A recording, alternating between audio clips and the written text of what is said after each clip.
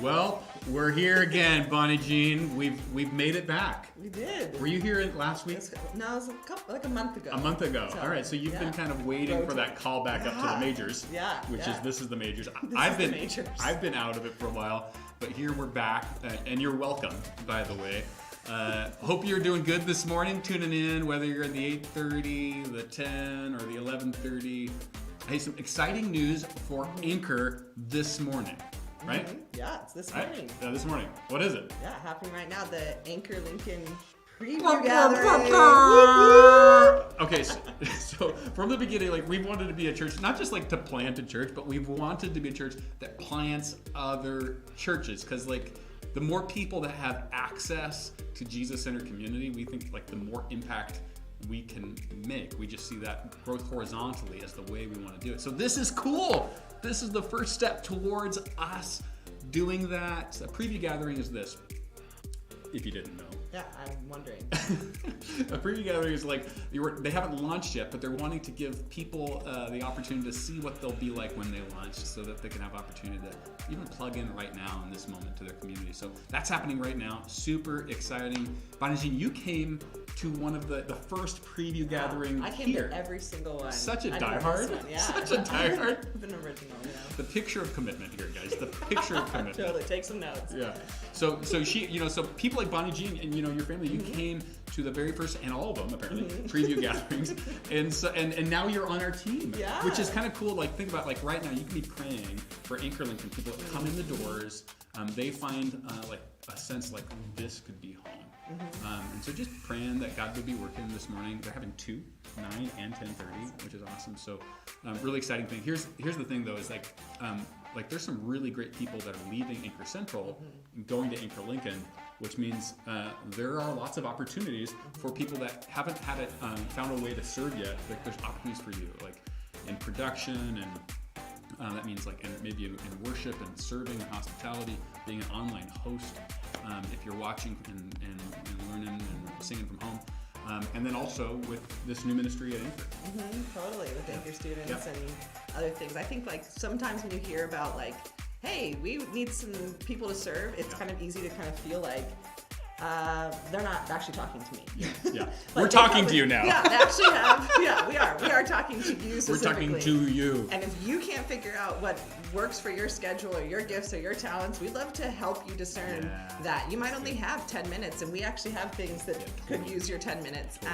So it's no one's too busy because we would love to help you overcome that. And also, like there's so much that you get out of serving, being with a team and getting to know other people, and it's just kind of you never know what's going to happen if you're just willing to show up or raise your hand. So we'd love to help you discern. You don't have to figure it all out for yourself or do a ton of research. We'd love to tell you about the needs. We'd also like to listen to how you like to serve and then be able to kind of figure out what's going to fill you up as you pour out. So we're excited. So right now in the chat, you're going to see a little button. Click and click that button if you're interested in finding out more opportunities to serve. We'd love to start that conversation with you. And really, that actually gets us to our next thing that's coming up on the Anchor calendar. Yeah.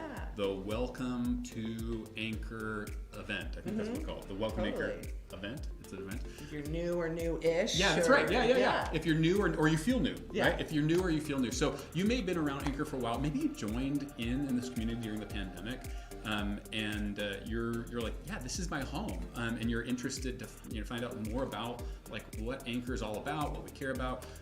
This is for you, and it's coming up on October 25th. Again, there's going to be something in the chat where if you're interested in being a part of that, hearing more about that, just click that link and we'll get back to you soon. Really, it's like an opportunity to meet me and to hear the Anchor story and to know like what we care about. And there really are fun events. There's going to be lunch included. So it is an in-person event, which kicks off the next 4 weeks of what we call our Harbor Base Track, which goes into detail on like even more detail on like what we care about, like our theology, and what it looks like for Anchor to be a place of a harbor, a place of safety from a challenging environment, and a base, a place of sending for a challenging environment or to a challenging environment. So we talk about mission, living a life of following Jesus in the world. We talk about emotional health. We talk about theology. We talk about gifts, skills, and personality. So, and how you can find a place to serve and find your place here in the team, the Anchor team. So Man, so you're saying for 5 weeks in a row. 5 weeks. We could be in the same room be as other humans. Eating food. Eating food. Yes. Free food, by the way. Free food. Yeah. Other people. Yeah. 5 weeks in a row.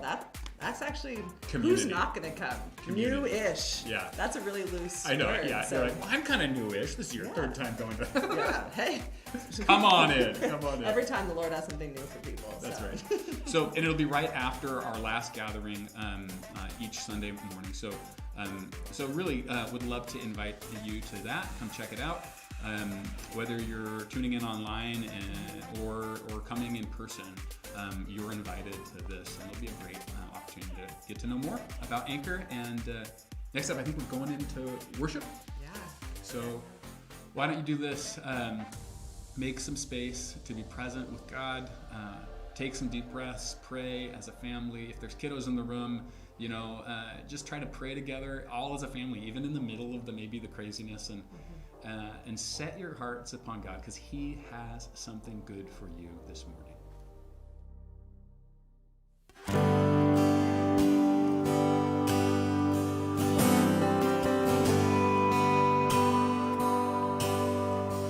I searched the world, but it couldn't fill me.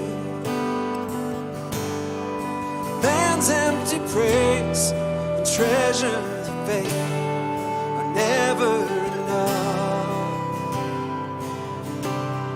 Then you came along and put me back together. And every desire is now satisfied here in your love. Oh, there's nothing better than you. There's nothing better than you, Lord. There's nothing is better than you. I know it's true. I'm not afraid to show you my weakness, my failures and faults. Lord, you've seen them all, and you still call me friend. 'Cause the God of the mountain is the God of the valley. And there's not a place your mercy and grace won't find me again. Oh, there's nothing better than you. There's nothing better than you. Lord, there's nothing is better than you. Oh, there's nothing better than you. Oh, there's nothing better than you. Lord, there's nothing is better than you. All right, church, we're gonna sing this out. You turn mourning into dancing. You turn mourning to dancing. You give beauty for ashes. You turn shame into glory. You're the only one who can. You turn mourning to dancing. You give beauty for ashes.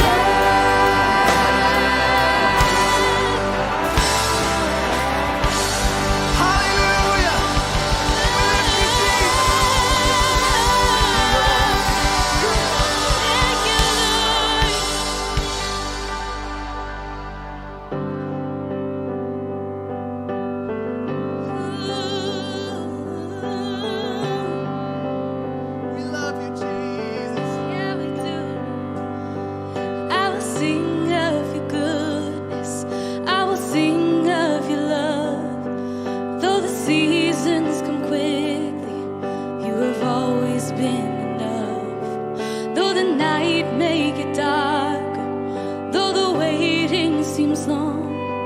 You have always been faithful to remind me of your love. You are good, and in the morning I'll sing. You are good, and in the evening I'll sing. You are good, you are good to me.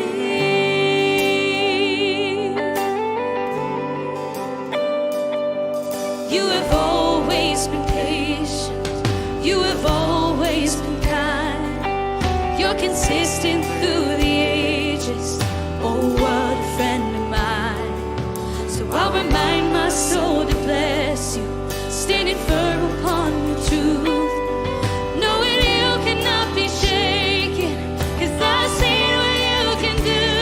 Oh, you are good, and in the morning I'll sing. You are good, and in the evening I'll sing. You are good, you are good to me. Oh, yeah. You are good, in the morning I'll sing. You are good, in the evening I'll sing. You are good, you are good to me. Oh. Keep on getting better, you keep on getting better. You keep on getting better, you keep on getting better. You do good. You keep on getting better, you keep on getting better. We sing it. You keep on getting better, you keep on getting better. He's so good. You keep on getting better, you keep on getting better. Yes, you do. You keep on getting better, you keep on getting better. 'Cause of your mercy, keep on getting better, you keep on getting better. Sing it. You keep on getting better, you keep on getting better. You are good, in the morning I'll sing. You are good, in the evening I'll sing. You are good, you are good to me. You're so good, you're so good. You are good, in the morning I'll sing. You are so good, good God. I'll sing. You are good, you are good to me. Oh, one more time. You are good, in the morning I'll sing. You are good, in the evening I'll sing. You are good, you are good to me.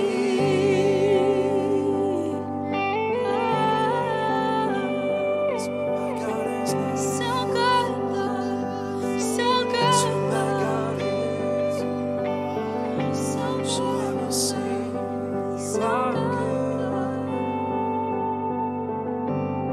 Our God is a God who shows up. He heals, He restores, He delivers. No matter what our circumstances are, we can count on His breakthrough in our lives, and that's good news. Hey, we're so glad you're here with us at Anchor this morning. If you'd like to know more about Anchor, to get plugged in, or to ask for prayer, please fill out a digital connection card. You'll see the link for that on the platform where you're viewing. If you consider Anchor your church home, we invite you to continue or to begin your giving journey with us. With your donation, you're not only continuing to help the work that God is doing here in our Anchor community, but you're also giving to our area partners, to those in need, and to missionaries around the world. Thank you for your generosity. It's making a difference. You know, sometimes we consider our walk with Jesus, our journey with Him, to be an up and to the right trajectory, only to be disappointed or disillusioned when we encounter obstacles. We wonder where God is in those moments, but we don't see that He is present and inviting us, in particular in those very moments. Will you join me for your spiritual pathway on October 14th? I'll be unpacking for us how God's grace shows up differently in the different stages of our journeys, how He has purpose in each one, and how through being aware of our own unique designs, we can help navigate that journey with Him. This will be a digital event that's open for anyone, no matter how long you've followed Jesus or where you are in your journey. I hope you'll join us. You can register for this event at anchortacoma.org. Well, I'm super eager to dive into Bryan's teaching this morning on the good life. He'll be talking about the pure in heart. But before we go there, I'd love for you to tune in to our friend Tia as she offers an inspiring spoken word. Blessed are the pure in heart, for they shall see God. My heart's undivided decision is my undivided attention to be completely His. To play both sides is no way to live. My focus on Him only is the clarity He gives, the pure in heart, the single intent to see. God gives His perfect vision to me, not with my eyes, but to spiritually realize, to perceive and discern. When His ways I take of and learn to see God. A spirit detox creates a clarity, a thought, a knowing, because I am now in tune. Gives the Holy Spirit room to guide. Raise your frequency. Purity is the vibe. Remove the chaos so your eyes can readjust. Clear the chaos, the negativity, the lust, because a clean heart, a right spirit, a saved soul, to see God as the real relationship goes.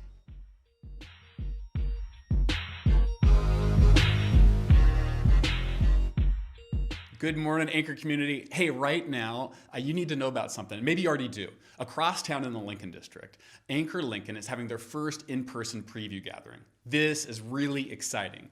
From the beginning, Anchor has wanted to be a church that plants other churches, that multiplies Jesus-centered movements so more people have access to Jesus-centered community. And so this is like the first expression of us doing that. They're gonna have a couple more previews throughout the next coming months where people to come and attend and check out what it looks like, you know, for Anchor Lincoln to be a community and invite people into that community now, so that when they launch, they'll have a really strong core of people that are already invested. This is really exciting for us at Anchor Church. It's exciting because we just want you to celebrate like what God is doing even in this unique season.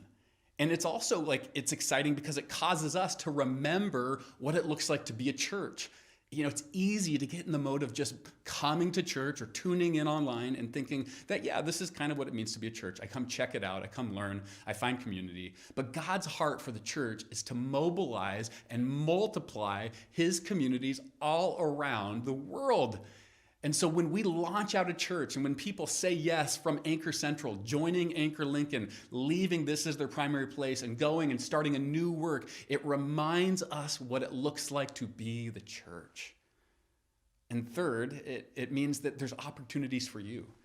Whether you're on just watching online at home, or you're attending in person, or maybe you're doing both depending on your circumstances for the weekend, there are opportunities for you to serve in this season. Could be online, helping out as being a host. It could be in person, and one of the great ways to serve in person. But as people leave Anchor Central to plant Anchor Lincoln, there are great needs at Anchor Central that we want you to find out about and start to lean in towards so that you can have opportunities to serve in this community. So let's celebrate, let's remember, and let's lean into the opportunities in this moment as we look forward in anticipation of the launching of Anchor Lincoln.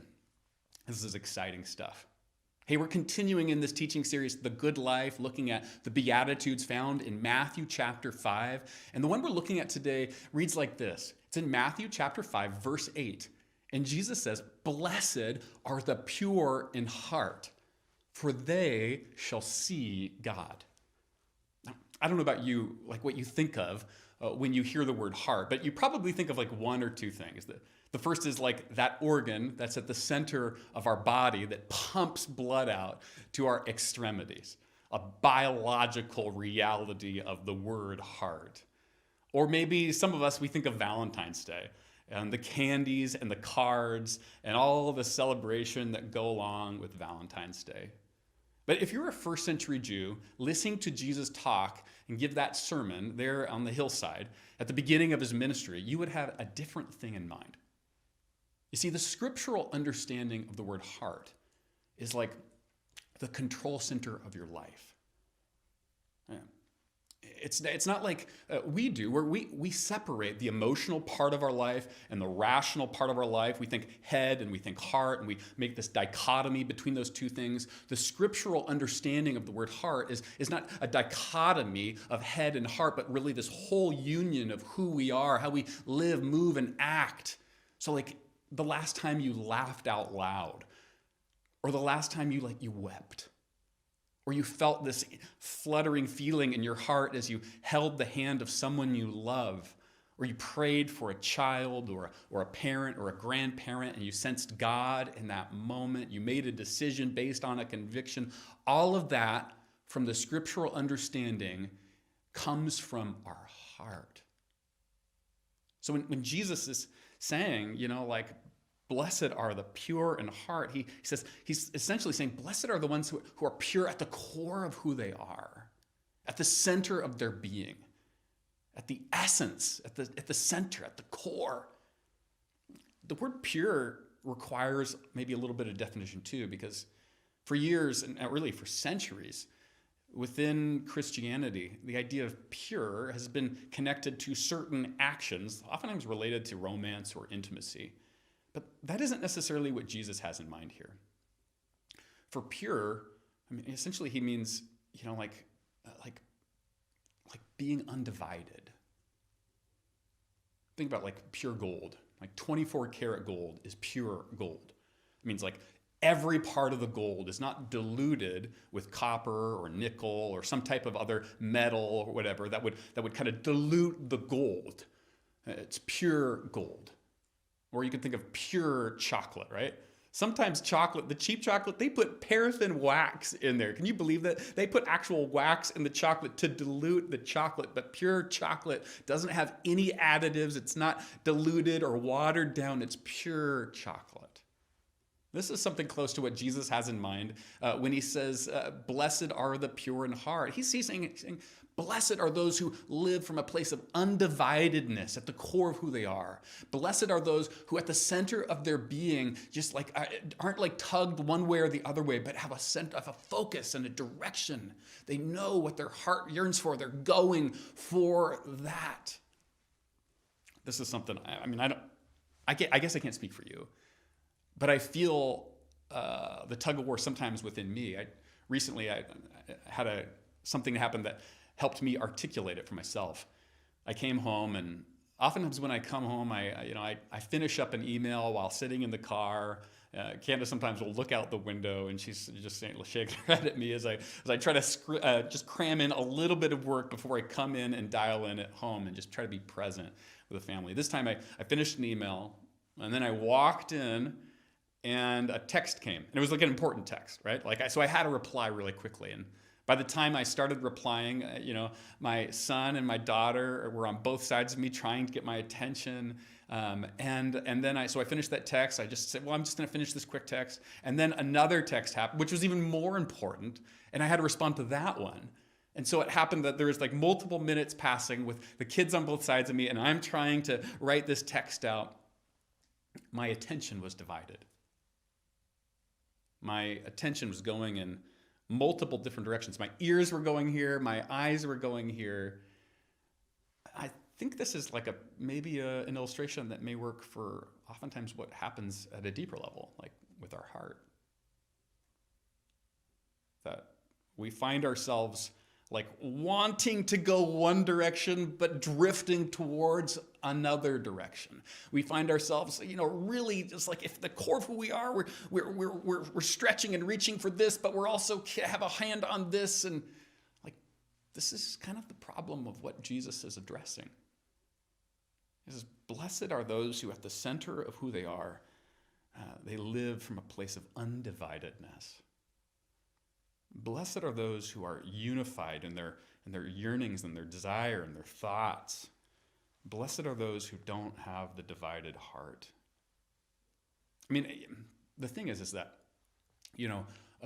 you could believe in God or not believe in God. You could, have one conviction or one belief or another belief. And the reality is that everybody, struggles and wrestles with this. It doesn't matter like where you grew up or, the music you listen to or your beliefs at all. Everybody wrestles with this problem of the divided heart. And because it's universal to human nature, it's part of our human condition, the greatest minds and people and thinkers have weighed in on how to solve the problem of the divided heart. So some have suggested if we could control the environment, if we can control the situation, the context in which, that we're living in and fix the environment, then we would be fixed essentially too. And the problem of the divided heart would be solved. Yeah, if we could put our kids in the right school or fix the schools that they are in, or if we could, have our family in the right neighborhood or fix the neighborhood that they are in, or if we could somehow fix the problems that are out there, then we would solve the problem of the divided heart. And the challenge is twofold. It's like a compelling answer. Because really there are problems that are out there that we need to work towards addressing. But where it falls flat is it externalizes the problem. It says the problem is out there. You think about the scriptural story, it begins in this place that it's completely good, the Garden of Eden. But somehow a problem and brokenness finds its way even there. Yeah, so we can't externalize the problem, even though it answers a part of it. It doesn't answer it completely or effectively. Others have suggested education. Like, if we could just learn, then if we could just get the right ideas in our head, then we would know how to act, and we would solve the problem of the divided heart, the thing that all of us wrestle with.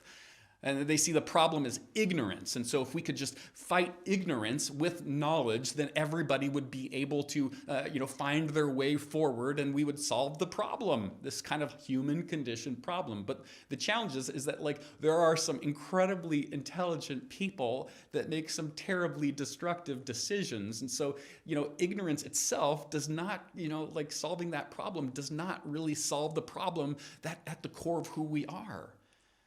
Sometimes it only enables our ability to rationalize our brokenness as not brokenness.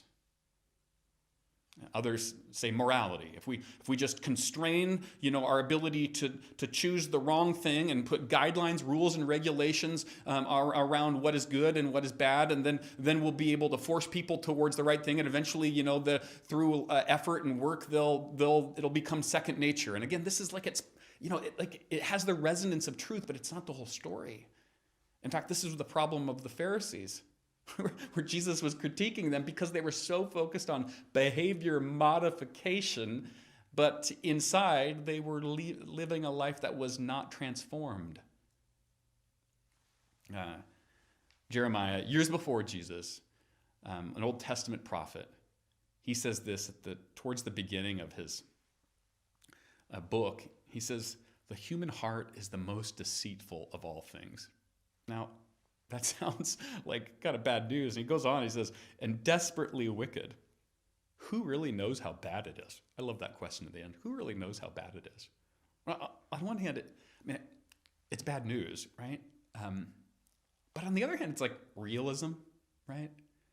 It recognizes that the problem isn't just ignorance in our head or out there or wrong choices with our hands or with our decisions, but it really comes from the core of who we are. There's something that needs to be healed and transformed at the center of who we are if we're to really answer the problem of the divided heart. Years ago, as a teenager, I got caught red-handed.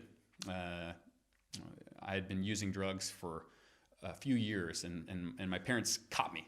I got caught. And they made a decision to put me into drug counseling. And so I went through this process of having a drug test monthly, getting drug counseling, having some intense restrictions. I mean, like, cell phones didn't really exist back then, but if cell phones existed back then, I would not be able to touch a cell phone. There'd be limits on my life. I couldn't hang out with friends. When I got home from school, I just stayed at home. And that was the way for a few months, probably 4 or 5 months of this heavy restriction.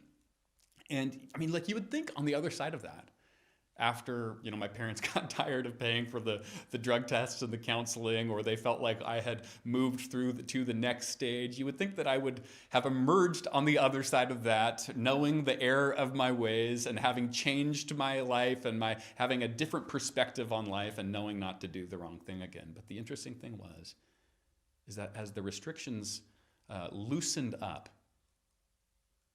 I just went back to doing the same thing that I did. You see, the problem, isn't answered by external means. There's something like at the core of who we are that needs to be transformed. The divided heart is the problem. So it can't be solved. Even as important as some of those decisions are as a parent, of course, you want to, put restrictions and think about the environment that your children are in. You want to make sure that you're informing and growing, and the education and the answers that are put forth through the history of the world are compelling because they're part of the problem, but they're not the whole problem. And so Jesus steps onto the scene, in the middle of this story, scriptural story, knowing the problem that Jeremiah articulates, but offering the promise. And Jeremiah goes on, Jeremiah 24, verse 7, he says, I will give them a heart to know me. This is God speaking. I will give them a heart to know me, for I'm the Lord, and they will be my people, and I will be their God. For they will return to me with their whole heart. You see, Jeremiah articulates the problem and the promise, and Jesus steps into the middle of this, with the promise not being fully revealed, but the problem definitely being there. And the Pharisees trying to answer the problem through behavior modification and doing the right things enough so you finally get used to it. And other people having their own ideas, Greek philosophers thinking that education would solve it, and others, and Jesus steps right into the middle of the problem and offering the promise. This is this is really what Jesus is there for. Offering another way to solve the problem of the divided heart. And this is like what happens on the cross when he offers himself up and gives us his righteousness. And it's not based upon works that we do to get to the point where we can finally climb the ladder to reach him, but rather he climbs down and offers himself to us. And as we begin to understand that, receive that, know our need for that, then there's this new creation work that begins to happen. And this is finally the way that the divided heart is solved, by the graciousness of God and sacrifice for us, which, when received, transforms us from the inside out. It doesn't go external, but it comes internal. Which, I remember when I first started to get that, there's people in my life that were followers of Jesus, and they kept inviting me to places where Jesus was talked about. They didn't do it in a manipulative way. They didn't do it in a way that was pushy. They weren't salesmen for Jesus. They were people that loved me and invited me into relationship. And the relationship, as we hung out as friends, Jesus was connected in that. And I started to hear this message that I was loved. And here's the thing, is that if you had asked me at that point, and I was to give you an honest answer, did I have some problem at the core of who I was? I would say, yeah. I just had to look through my own history. So I was very aware of that. It wasn't like somebody had to convince me really of that. If I was to give an honest answer, I would tell you that I had some struggles. What I didn't know was that I was loved. And as I started to understand that even though I had this problem of the divided heart, like all of us do, even in the middle of that, I was loved by Jesus, who gave himself for me. That began to bring transformation. That began to hit me at the center of who I was, the core of who I was. And there began to be this not dividedness, but this undivided heart. I'm reading in Luke chapter 15 this week, and with part of the verses we're looking at in the growth group that I'm a part of here at Anchor. And one of the verses that stuck out to me this morning, it's talking about this shepherd looking for a lost sheep. And the verse in Luke 15, verse 6 and 5 and 6, it says, "And when he finds the sheep, he joyfully puts it on his shoulders and goes home." Like the idea that the shepherd, God, when he finds us, he wouldn't berate us and say, "How dare you run away? How dare you have this divided heart? You know, like, what are you thinking? Come on." He doesn't berate us, but he's filled with joy. Oh, I'm so glad to see you. Like, knowing that the creator of the universe, his disposition towards you is that even in the middle of our mess and brokenness, he finds us in that part. He climbs down the ladder to see us eye to eye and communicates his love for us. That and that alone has the power to transform us at the core of who we are.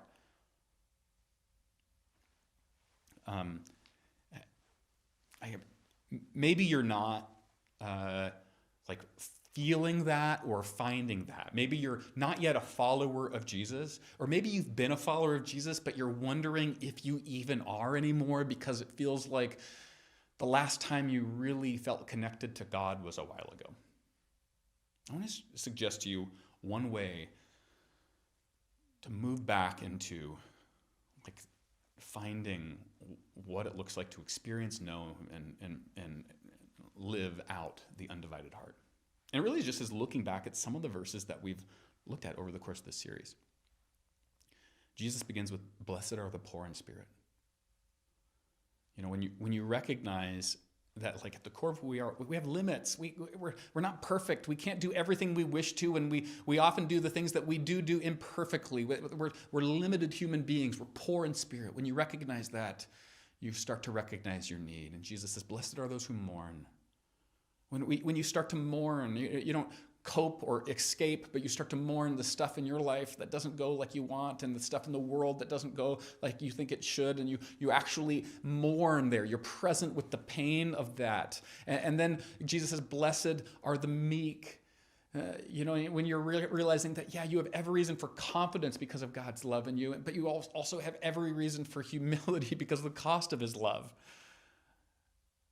Like when you start to realize you're poor in spirit and you need to mourn and you're meek, you start to like realize your need for Jesus. It really opens us up to our need for him. And then you're blessed are those who hunger and thirst for righteousness. When you start to realize the need, you know what you hunger for, what you truly hunger for, and what God alone can do. And then it says, blessed are those who are merciful.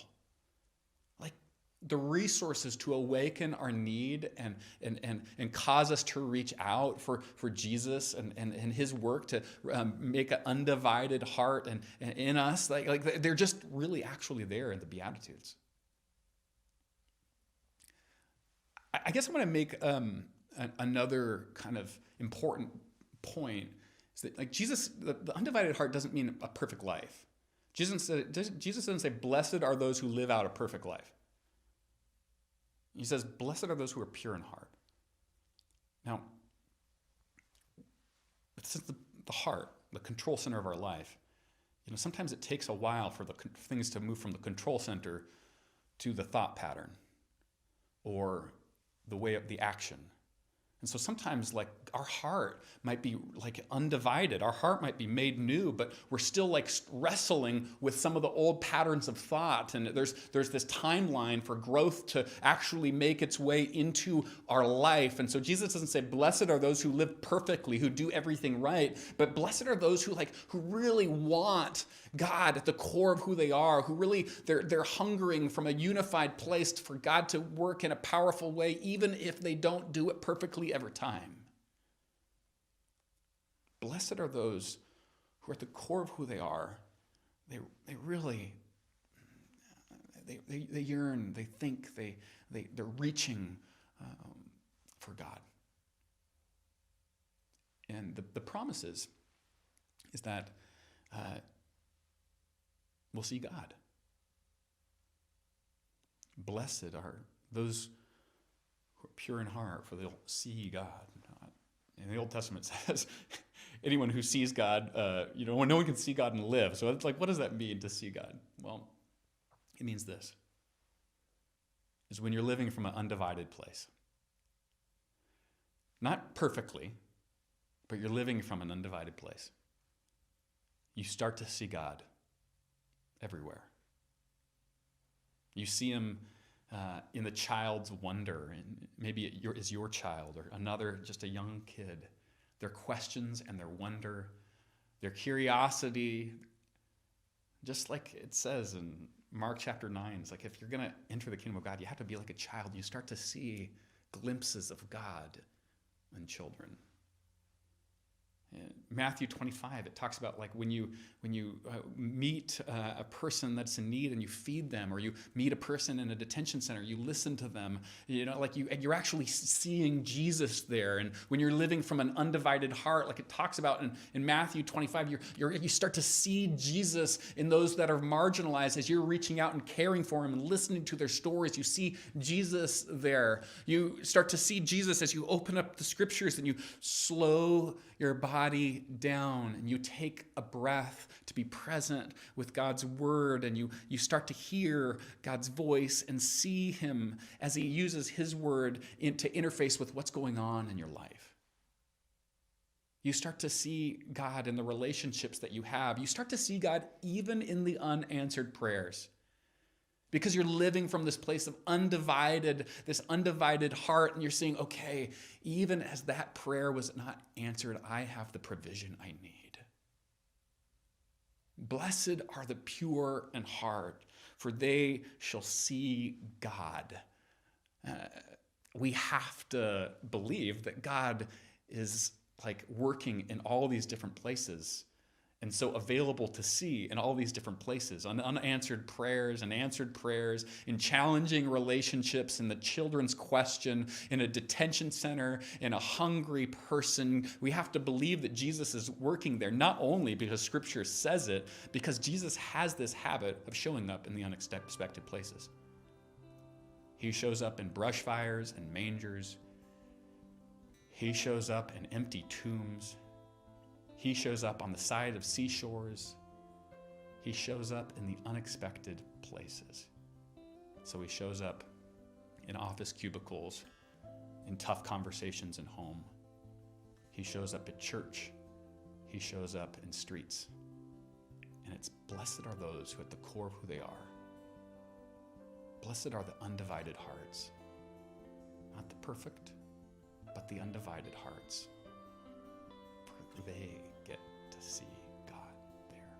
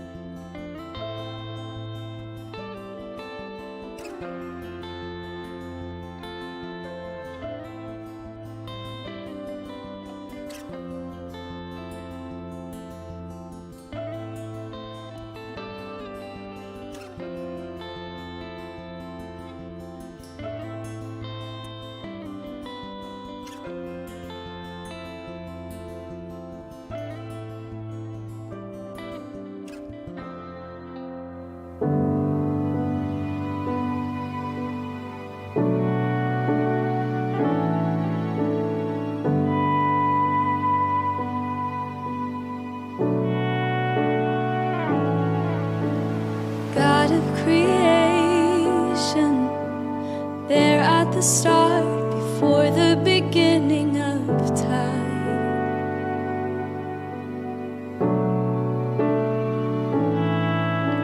With no point of reference, you spoke to the dark and fleshed out the wonder of life.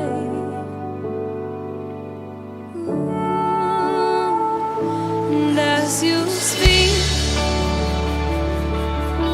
100 billion galaxies are born, and the vapor of your breath, the planets form. The stars are made to worship, so am I. I can see your heart in everything you made. Every burning star will sing the fire of grace. If creation sings your praises, so will I.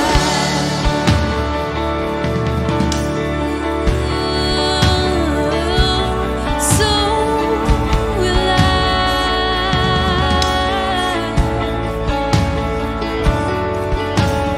God of your promise, you don't speak in vain, syllable empty or void.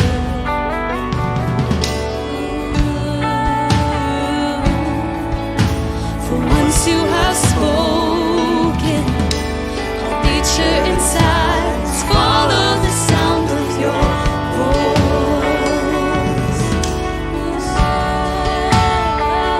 And as you speak, 100 billion creatures catch your breath, evolving in pursuit of what you said. If it all reveals in nature, so alive, I can see your heart in everything you say. Every painted sky, a canvas of your grace. Creation still obeys you, so alive.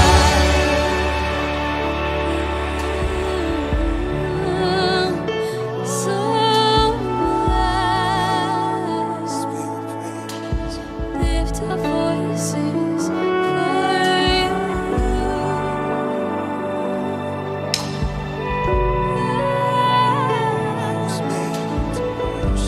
Made for you, made for you. If the stars are made to worship, so will I. The mountains bow in reverence, so will I. If the oceans roar your greatness, so will I.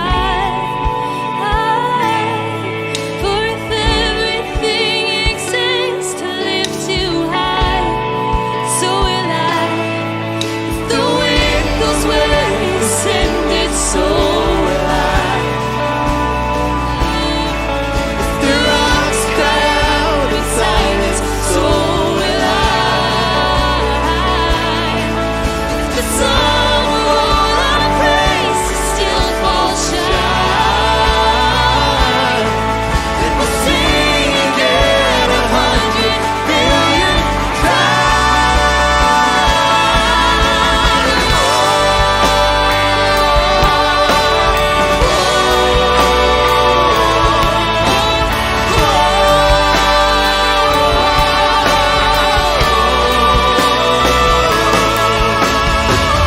of salvation. You chased down my heart through all of my failure and pride. So good. On a hill you created, the light of the world, abandoned in darkness to die. And as you speak, 100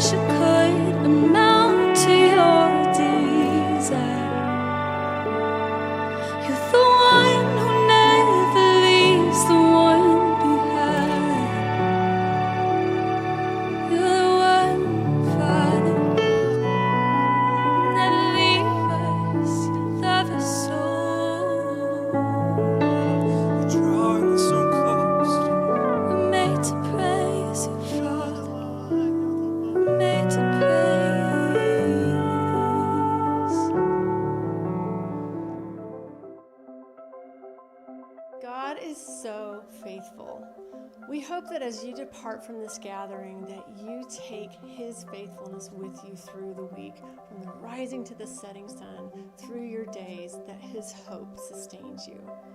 I also hope that you take something special away from Bryan's teaching this morning. I know I did.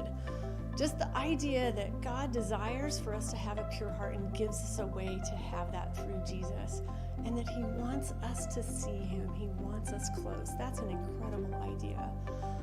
I also hope that you continue to have that conversation with us at the October 14th Your Spiritual Pathway. Sign up online at anchortacoma.org. I hope I see you there. Thank you for gathering with us today. We'll see you next week in person and online. Grace and peace to you.